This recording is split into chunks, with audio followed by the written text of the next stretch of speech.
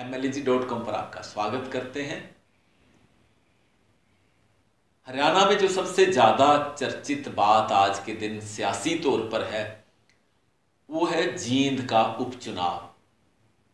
इस उपचुनाव में रोज नई नई चालें चली जा रही हैं सभी पार्टियों द्वारा, लेकिन आप जो जागरूक मतदाता हैं वो ये समझने की कोशिश कर रहे हैं लगातार कि आखिर हो क्या रहा है, घट क्या रहा है।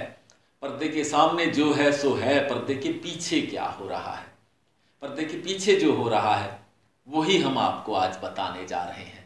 बात यह है मित्रों कि चुनाव की घोषणा के साथ ही उम्मीदवारों ने अपने अपने घोड़े दौड़ाने शुरू कर दिए और अपनी अपनी उम्मीदवारी की ताल ठोकने लगे अपनी अपनी पार्टियों के सामने। जो पार्टियों के मुखिया हैं वो मुखिया भी लगातार संपर्क में हैं उनके, लेकिन जो सबसे बड़ी दुविधा जिसने पैदा की है और जिस करके नामों की घोषणा होने में देरी लग रही है, उसका कारण कोई और नहीं है। उसका कारण है दो दो तीन तीन पार्टियों के संपर्क में एक एक उम्मीदवार का होना। ये कोई भी राजनेता आपको नहीं कहेगा, वो घुमा फिरा के बात कर रहे हैं। वो ये कह रहे हैं कि अगर जननायक जनता पार्टी की बात करूं तो दुष्यंत चौटाला ने अभी कल ही ये कहा कि अभी तो चुनाव आयोग ही तैयार नहीं है। उन्होंने अपने अंदाज में कहा 10 तारीख अंतिम तिथि है, उससे पहले पहले हम उम्मीदवार की घोषणा कर देंगे। लेकिन जो सूत्रों से हमें खबर मिल रही है वो ये है कि जिन मांगेराम गुप्ता से उन्होंने अपनी पार्टी के गठन से पहले बात की थी और उन्होंने अपने बेटे के लिए टिकट मांगा था, इस बात की भी खूब चर्चा हुई। वो मांगेराम गुप्ता भी अब एक दूसरी जगह संपर्क में है। ऐसी सूत्रों की खबर हमारे पास पुख्ता खबर है और वो दिल्ली के भारतीय जनता पार्टी के मुख्यालय में गए हुए थे। उसके बाद उनकी वहां क्या बात हुई, क्या बात नहीं हुई, बात बनी कि नहीं बनी, इसका ब्यौरा अभी तक नहीं मिल पाया है। इस करके दुष्यंत चौटाला को पेंडिंग रखना पड़ा इस उम्मीदवारी को। भारतीय जनता पार्टी की भी बीती रात चुनाव समिति की बैठक हरियाणा भवन दिल्ली में हुई है। वहां सभी पार्टी के दिग्गज मौजूद थे, खूब मंथन हुआ, लेकिन फैसला वहां भी कुछ नहीं हुआ। आखिर में यह किया गया कि एक दो पर्यवेक्षक बना दिए गए, पूर्व सांसद सुधा यादव को और हरियाणा के मंत्री ओम प्रकाश धनखड़ को। ये कहा गया कि उनको जींद में भेजा जाएगा और वहां पे वो कार्यकर्ताओं से बात करेंगे और फिर कोई फैसला लिया जाएगा। लेकिन इसके पीछे की कहानी भी और है।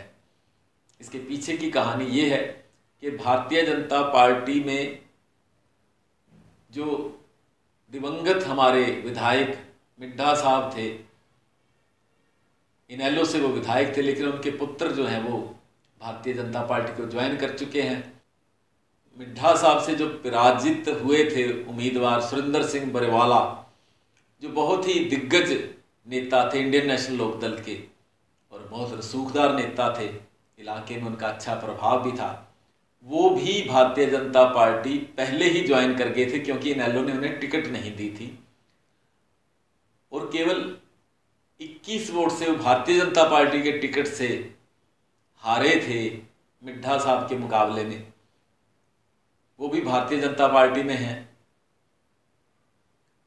और तीसरे उम्मीदवार जो मैंने आपको बताया कि भारतीय जनता पार्टी के मुख्यालय में पहुंच गए थे, अब तीन तीन उम्मीदवार भारतीय जनता पार्टी के बाद भी हैं और इसी बात की दुविधा है। भारतीय जनता पार्टी भी सोच में पड़ी है कि इनमें से किसको टिकट दिया जाए। अब कांग्रेस की बात करें, कांग्रेस में अपने तरह की धड़ेबाजी है। एक यूनिवर्सल हो गया है, एक परम सत्य हो गया है, कांग्रेस की टिकटें अंतिम दिन तक बढ़ती हैं। वो इसलिए क्योंकि अन्य राज्यों में जहां 2-2 धड़े होते हैं, जींद उपचुनाव में 3 धड़े स्पष्ट रूप में कांग्रेस के हैं। पहला धड़ा तो प्रदेशाध्यक्ष अशोक तंवर का है, और दूसरे धड़े की अगर हम बात करें तो पूर्व मुख्यमंत्री भूपेंद्र सिंह हुड्डा, और तीसरा धड़ा है राष्ट्रीय प्रवक्ता रणदीप सिंह सुरजेवाला का। क्योंकि उनके विधानसभा क्षेत्र के नज़दीक का ये क्षेत्र है जींद, इसलिए भी यहाँ भी उनका प्रभाव माना जाता है। इसी के चलते कांग्रेस के 3-3 धड़े हो गए हैं, और 3 धड़ों में कब एका होगा और कब टिकट बटेगी, और एका होने में जो मंथन होना है, जो एक्सरसाइज होनी है, वो लगातार हो रही है। देखते हैं कब फैसला होता है। तो 10 तारीख तक कांग्रेस की टिकट भी लटकती रहेगी, ऐसा माना जा रहा है। लोकतांत्रिक सुरक्षा पार्टी के बाद एक पार्टी केवल बची है जिसने अपनी टिकट का निश्चय कर लिया है, जो हमारे सूत्र बता रहे हैं, वो है इंडियन नेशनल लोकदल, जिसके मुखिया अभय सिंह चौटाला हैं।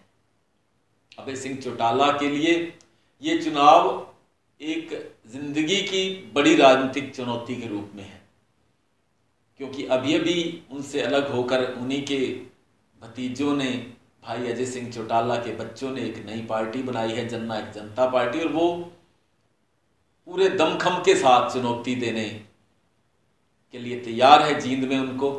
इसलिए अभय सिंह चौटाला बहुत ज़्यादा कॉन्शियस रहकर इसकी तैयारी कर रहे हैं। उन्होंने उम्मीदवार अपना सोच लिया है, ऐसा सूत्रों से पता लग रहा है, लेकिन वो घोषणा इसलिए नहीं कर रहे हैं, इस घोषणा को टाल रहे हैं। वो देख रहे हैं कि दुष्यंत चौटाला क्या फैसला करते हैं। इस रणनीति के चलते वो 2 फायदे सोचते हैं। अगर कोई दुष्यंत चौटाला कोई गलती करते हैं उम्मीदवार के चयन में, तो उसका लाभ अभय सिंह चौटाला लेना चाहेंगे, और अगर कोई बढ़िया उम्मीदवार लाते हैं तो उसकी तैयारी भी अभय सिंह चौटाला करना चाहेंगे। ऐसे में अभय सिंह चौटाला ने अभी अपने पत्ते नहीं खोले हैं, लेकिन उन्होंने घोषणा कर दी है कि 9 तारीख को वो अपने उम्मीदवार का ऐलान कर देंगे। इस तरह से उम्मीदवारी का जो मामला है सभी पार्टियों में फंसा हुआ है, और सबके तार एक दूसरे से जुड़े हुए हैं, सिवाय इंडियन नेशनल लोकदल और कांग्रेस के। भाजपा और जननायक जनता पार्टी के कहीं ना कहीं आपस में ही पेच फंसे हुए हैं, इसलिए उम्मीदवारों के घोषणा में देरी हो रही है। जिस दल बदल के बारे में बहुत बुरा माना जाता था कभी, वो अब राजनीति का परम सत्य हो गया है। जो इधर है वो उधर ना हो ऐसा नहीं लगता, और जो उधर है वो इधर ना हो ऐसा नहीं लगता। और खासतौर पे जींद में तो ये हुआ कि इंडियन नेशनल लोकदल ने टिकट नहीं दी जिस उम्मीदवार को, सुरेंद्र बरवाला को। वो तुरंत भाजपा में पिछली बार शामिल हो गए थे और तुरंत उन्हें टिकट थमा दी गई थी। लेकिन अब कहीं ऐसा ना हो कि भाजपा जिसको टिकट दे दूसरा कहीं दूसरे दल में जाकर खड़ा ना हो, जिसकी की पूरी संभावना लग रही है। ऐसा अगर दृश्य हो तो आप हैरान मत होइएगा, हम आपको पहले से बता रहे हैं। और भी चर्चा इस चुनाव के बारे में करते रहेंगे आपके साथ मिलकर। बहुत बहुत शुक्रिया आपका, बहुत बहुत धन्यवाद।